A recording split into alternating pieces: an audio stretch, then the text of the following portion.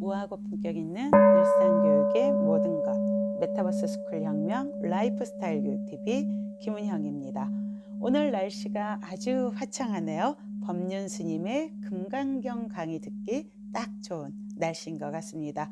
법륜 스님의 금강경 강의 29번째 시간 제27 무단 무멸분 끊어짐도 아니고 멸함도 아닌 먼저 한글 본문 함께 해보겠습니다. 수보리여, 그대가 만일 열에는 구족상이 아닌 것으로서 안욕따라 삼맥삼부리를 얻었다고 생각한다면, 수보리여, 열에는 구족상이 아닌 것으로서 안욕따라 삼맥삼부리를 얻었다고 생각하지 마라. 수보리여, 그대가 만일 안욕따라 삼맥삼부리심을 바란 자는 모든 법의 단멸을 말하였다고 생각한다면, 이렇게 생각하지 마라. 왜냐하면 안욕따라 삼맥삼부리심을 바란 자는 법의 단멸상을 말하지 않기 때문이다. 본문은 무척 짧은데 무척 어렵게 느껴지네요. 자, 그러면 법륜 스님의 해설을 함께 들어보도록 하겠습니다. 어디 가면 도를 얻을 수 있나? 수보리여, 그대가 만일 열에는 구족상이 아닌 것으로서 안욕따라 삼맥삼부리를 얻었다고 생각한다면, 수보리여, 열에는 구족상이 아닌 것으로서 안욕따라 삼맥삼부리를 얻었다고 생각하지 마라.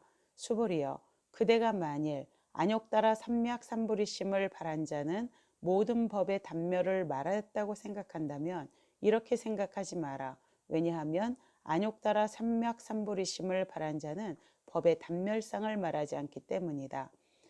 형상과 소리의 특징을 가지고 부처를 볼 수 없는 것과 마찬가지로 형상과 소리의 특징이 없는 것을 가지고도 부처를 볼 수는 없습니다. 내 눈에 보이지 않고 내 귀에 들리지 않아야 부처라는 생각도 상입니다. 눈에 보이고 귀에 들리는 형상으로 부처를 삼아도 안 되고, 들리지 않고 보이지 않는 특징으로 부처를 삼아도 안 됩니다. 그럼 모든 형상을 다 떠나야 합니다. 머리털을 잘라야만 깨달음을 얻게 된다는 듯이 머리카락이라는 형상에 집착하는 사람이 있었습니다. 부처님은 그 집착의 어리석음을 지적해 도는 머리털에 있지 않으니 머리카락을 자른다고 도가 얻어지는 게 아니라고 일러주었습니다. 그러자 그 사람은 이제 머리털을 깎지 않아야 도를 얻는 거라고 생각합니다. 부처님은 머리를 깎아야 한다는 생각도 깎지 말아야 한다는 생각도 법이 아님을 알려줍니다. 머리털을 깎지 않아야 도를 얻는 거라면 그때에도 도는 여전히 머리털에 있는 것입니다. 도는 머리털을 깎고 깎지 않고와 아무 상관이 없다는 걸 깨친 사람은 머리카락을 깎을 인연이 되면 깎고 깎지 않을 인연이 되면 깎지 않습니다. 머리카락을 깎아야 한다느니 깎지 말아야 한다느니 하는 두 생각을 다 버려야 자유로워집니다. 흔히들 나도 속세의 인연을 다 버리고 산속에 들어가 살고 싶다.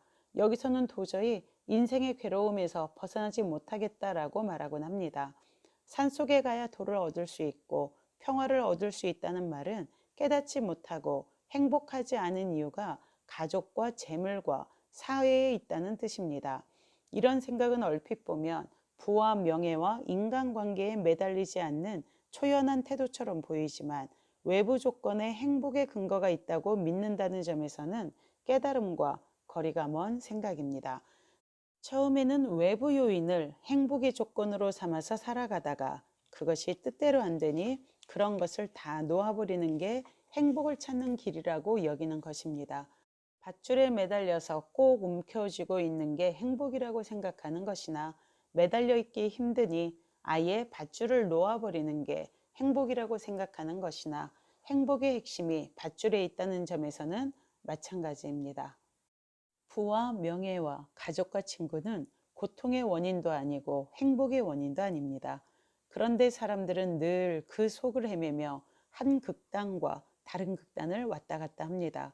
행복의 원인이라고 했다가 그게 잘 안 되면 고통의 원인이라고 했다가 그렇게 평생을 헤매며 삽니다. 이것이라는 상이든 이것이 아니라는 상이든 그렇게 그 속을 오락가락해서는 인생의 괴로움에서 결코 벗어날 수 없습니다. 치우침이 없는 법. 금강경의 설법이 시작된 뒤 지금까지 부처님이 줄곧 말씀하셨던 것은 정해진 법이 있다고 할 것이 없다는 무유정법의 가르침입니다. 그런데 여기서 다시 한번 주의해서 볼 것은 어째서 법이 없다 하지 않고 법이 있다고 할 것이 없다라고 했느냐는 점입니다. 무유정법은 있다는 병에 빠지는 것을 경계하는 가르침이기도 하지만 그와 동시에 없다는 상에 빠지는 것도 경계하는 가르침이기 때문입니다. 한 사람이 강물에 빠져서 허우적대고 있습니다. 지나가던 나그네가 그를 구하려고 밧줄을 가지러 이웃집으로 급히 뛰어갔습니다. 그런데 그 집에 사람이 아무도 없습니다. 이럴 때 주인의 허락 없이 밧줄을 가지고 나간다면 주지 않는 남의 물건을 가져가는 것이니 두 번째 계율에 어긋납니다. 그는 계율을 어길 수가 없어서 밧줄을 가져오지 않고 물에 빠진 사람이 죽어가는 것을 두고만 보았습니다. 이 상황을 어떻게 생각하십니까? 계를 어기는 한이 있더라도 밧줄을 가지고 와서 사람을 살려야 한다고 말한다면 이는 계율을 지키지 않아도 된다는 말일까요? 이런 경우에 사람을 살리기 위해 불투도계를 범해도 된다고 하는 것이 계율을 파괴하고 부정하라는 뜻이 아닙니다.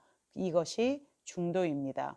계율을 지키는 데 집착해서 하나의 상을 지으면 오히려 계율의 정신에 벗어나게 됩니다. 또 그 반대로 깨달음이 계를 지키는 데 있지 않다는 단멸상에 떨어지면 계율 범하기를 밥 먹듯 하기 쉽습니다. 심지어는 계율을 어기는 게 마치 자유의 경지에 든 증거라도 되느냐 막행막식을 자랑하는 경우까지 있습니다. 우리가 계율을 받는 것은 그것을 지키기 위해서임을 잊지 말아야 합니다.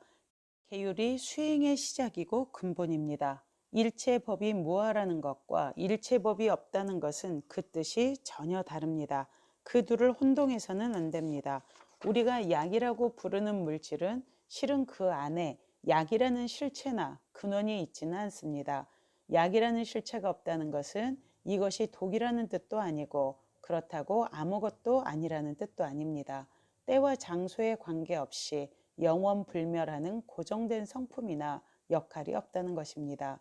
일정한 조건과 인연 속에서 때로는 약성으로 작용하고 때로는 독성으로 작용하는 것이 참 모습입니다. 아, 그렇군요.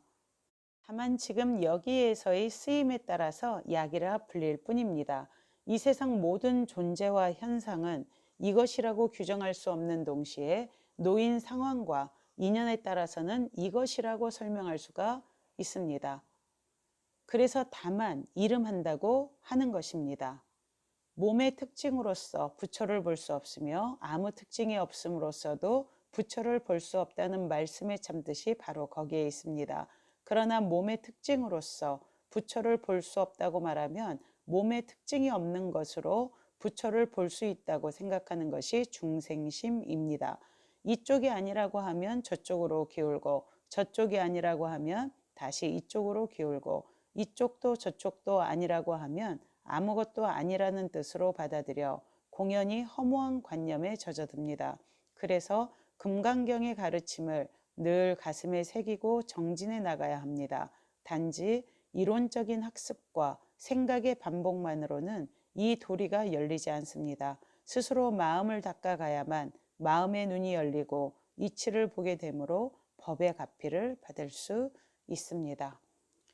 이것이라고 규정할 수 없는 동시에 놓인 상황과 인연에 따라서 이것이라고 설명할 수 있다는 말씀. 그래서 이것을 다만 이름한다고 한다는 말씀이 오늘 정말 많이 와 닿는 것 같습니다. 그런데 우리는 끊임없이 하나의 고정된 정답에 목 매달고 또 그것 때문에 싸우고 그것 때문에 화나고 분노하고 이런 어리석음을 되풀이하고 있는 건 아닌가라는 생각이 드네요.